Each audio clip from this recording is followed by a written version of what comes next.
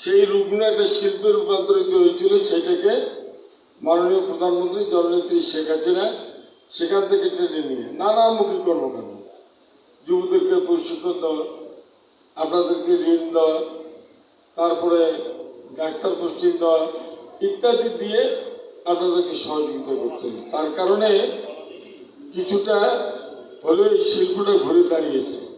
আমি বিশ্বাস করি দ্রুত এই শিল্পের বিকাশ সাধিত হবে এবং বাংলাদেশ আমার বিশ্বাস যে এই মাসে যেমন আমরা একটা অবস্থান করে নিয়েছি, সেই জন্য একটা ভালো অবস্থানে বিশ্বে অবস্থান গ্রহণ করবে, এটা আমি বিশ্বাস করি। প্রিয় ভাই ও বোনেরা,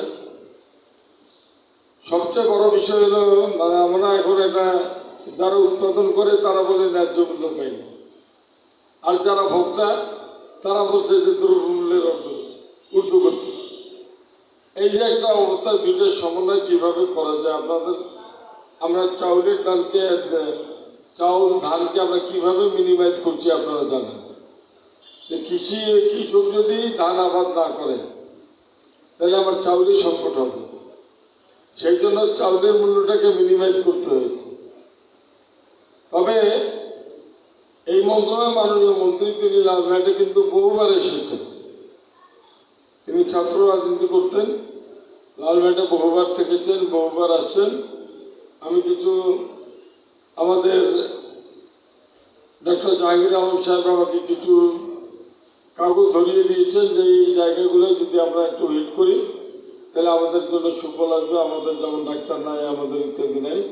এই বিষয়গুলো আমি এবারে ঢাকায় গিয়ে হয়তো কালকে আল্লাহ ভালো রাখলে আমি ঢাকায় যাব, এবং এর বাইরেও যদি কোনো সমস্যা থাকে আমাকে বললে মন্ত্রী মহোদয়ের সঙ্গে যাওয়ার আমার অনেক দিনের হৃদ্যতা, সেই কারণে এই এলাকায় অন্তত অন্যান্য 10 জেলা যা পারবে তার চেয়ে আমি বেশি আদায় করতে পারবো, এটা আমি বিশ্বাস করি।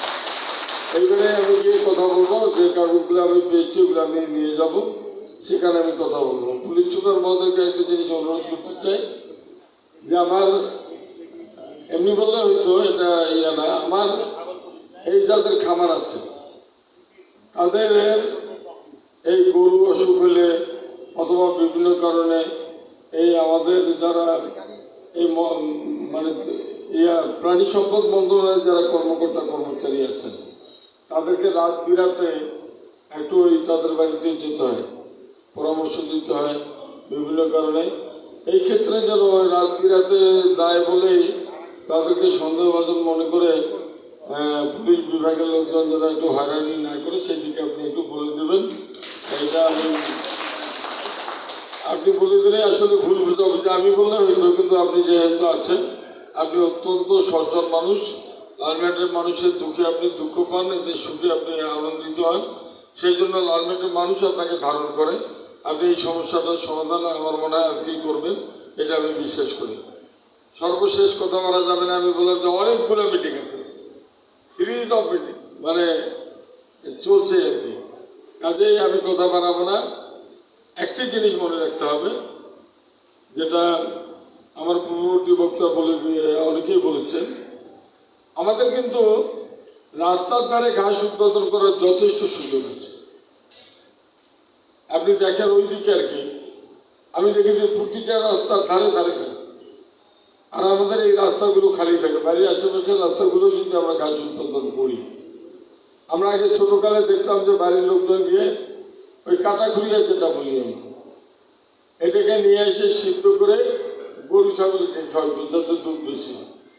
কোথায় ঘাস পাওয়া যেত সেখান থেকে নিয়ে এসে এই গাভীটাকে খাওয়াইতো যে দুধটা যেন বেশি হয়। আমরা যেন এই কোনো জমি, মাননীয় প্রধানমন্ত্রী বলেছেন 1 ইঞ্চি জমিও যেন বঞ্চিত না থাকে, যেখান থেকে উৎপাদন করা সম্ভব। সব বিষয়গুলো আমরা যেন আমাদের মাথায় রাখি। সরকার কিন্তু আপনাদের জন্য অত্যন্ত আন্তরিক, সেটা আপনারা নিজেরাও জানেন। আমরা চেষ্টা করছি সব দিক থেকে, এতে ভারত থেকে আমরা গরু আমদানি বন্ধ করি। আমার খামারিরা যারা খাদ্য উৎপাদন, মাংস উৎপাদন করে, তারা যেন গরুর ন্যায্য মূল্যটা পায়, খাসির ন্যায্য মূল্যটা পায়, সেটাও কিন্তু আমরা করেছি। আপনারা কষ্ট করে এসেছেন, সেই জন্য ধন্যবাদ, আমাদেরকে আমন্ত্রণ করে কিছু কথা বলার সুযোগ করে দিয়েছেন।